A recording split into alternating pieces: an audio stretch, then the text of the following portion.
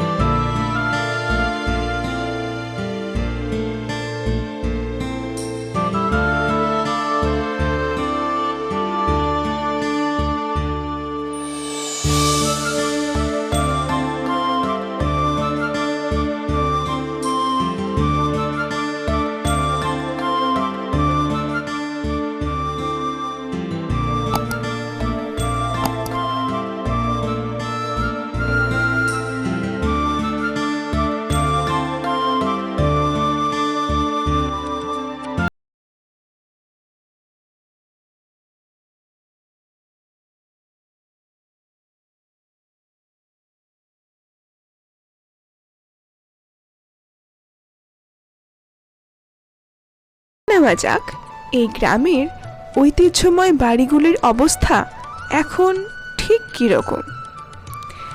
এটি হলো পাঁচধুপির বড়তর জমিদার বাড়ি। কারুকার্যের দিক থেকে বাড়িটি এখনো সকলের মন কাড়ে।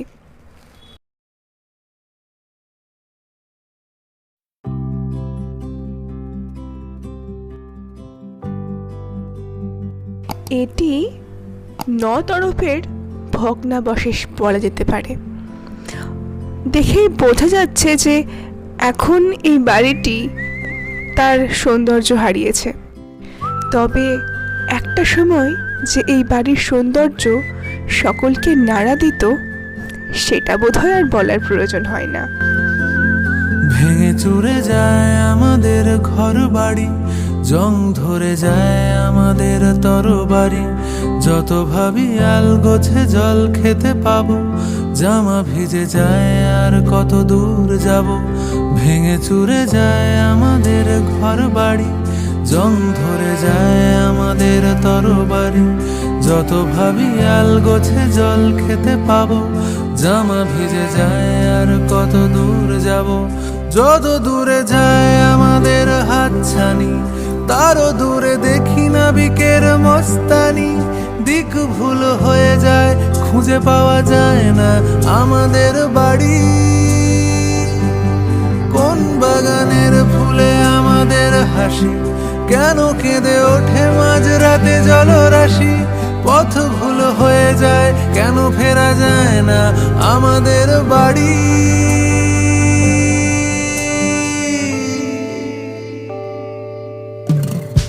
কার বাড়ি ঘর ক্ষত, আমায় তুমি নিয়ে চলো।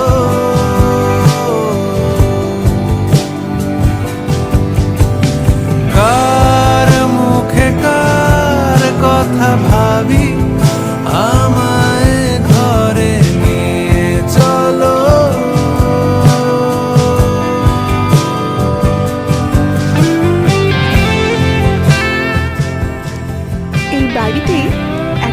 সময় দুর্গাপুজো হতো। তারও পাশাপাশি নাট মন্দিরে ঝুলন পূর্ণিমাও বড় করে অনুষ্ঠিত হতো।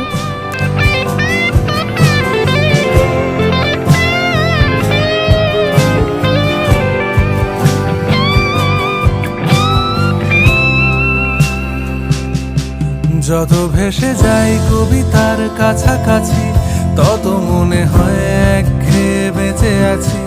ভালো লাগা লুকিয়ে রেখেছিলে আড়ালে, ফিরে আসি চুমু খেয়ে তোমার দুগালে।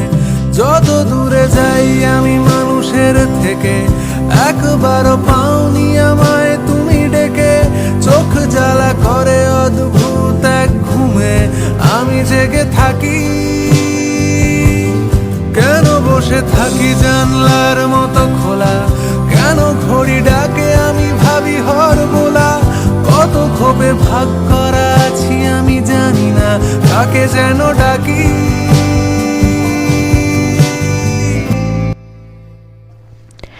এখন হয়তো সবটাই ইতিহাস, সবটাই অতীত, কিন্তু অতীত যে ভবিষ্যতে আর ফিরে আসবে না, তাই বা কে বলতে পারে। হয়তো এখানে আবার আগের মতোই পুজোর ঘন্টা বেজে উঠবে, ঢাকের আওয়াজে চারিদিক মুখরিত হবে।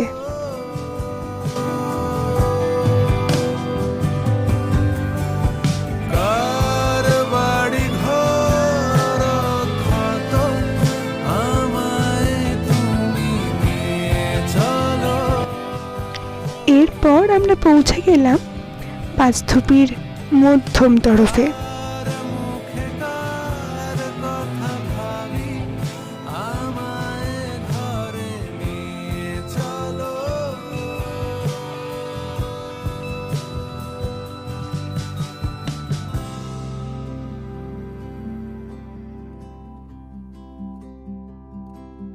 ভেঙে চুরে যায় আমাদের ঘর বাড়ি, জং ধরে যায় আমাদের তরবারি।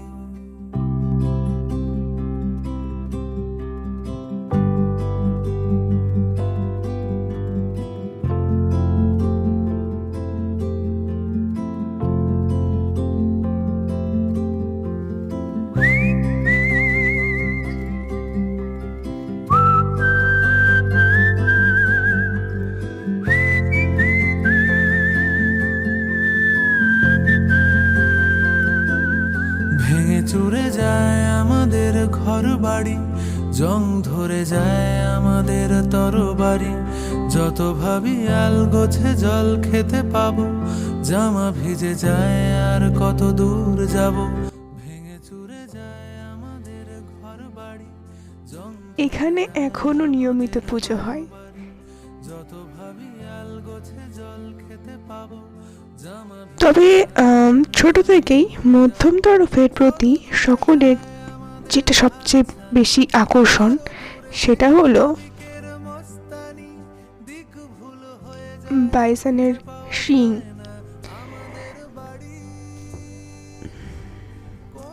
শোনা যায় দুর্দান্ত প্রতাপ জমিদাররা এটি শিকার করে এনেছিলেন। কেন ফেরা যায় না আমাদের বাড়ি?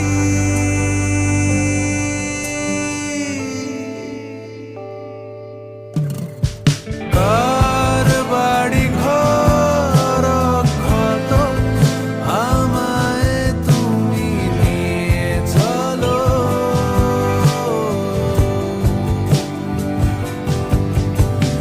কার মুখে কার কথা ভাবি, আমায় ঘরে নিয়ে চলো।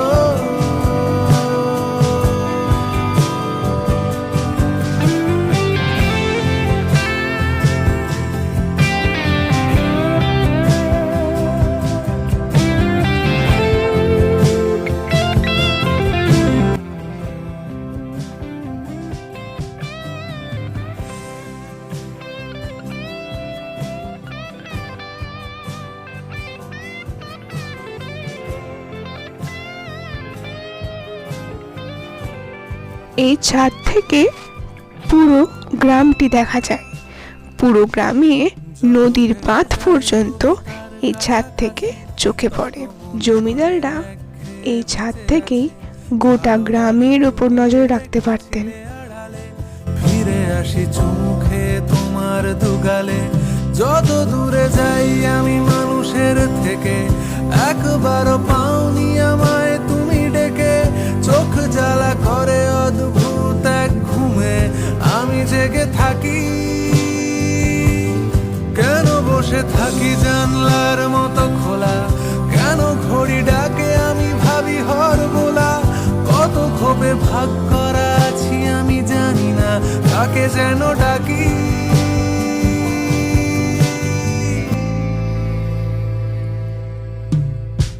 কার বাড়ি ঘর ক্ষত, আমায় তুমি নিয়ে চলো।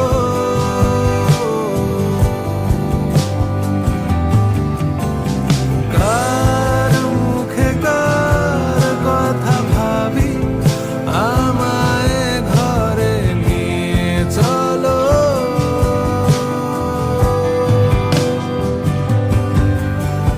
কার বাড়ি ঘর ক্ষত, আমায় তুমি নিয়ে চলো।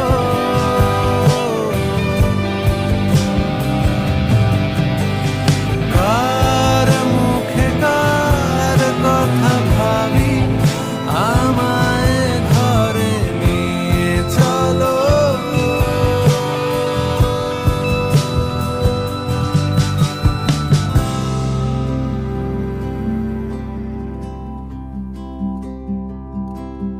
ভেঙে চুরে যায় আমাদের ঘর বাড়ি, জং ধরে যায় আমাদের তরবারি।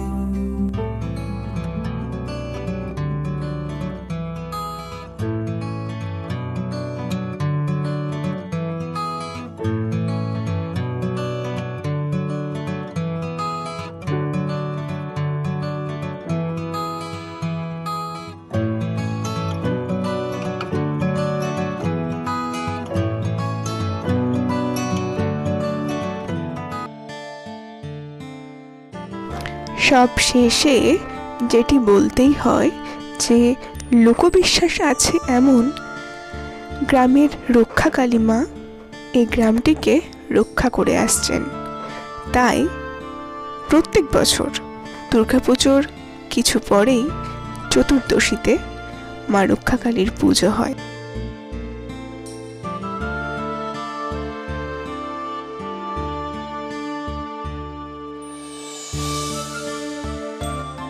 গ্রামের প্রত্যেকটি মানুষ অঞ্জলি প্রদানের মাধ্যমে গ্রাম দেবীর আরাধনায় মেতে ওঠেন।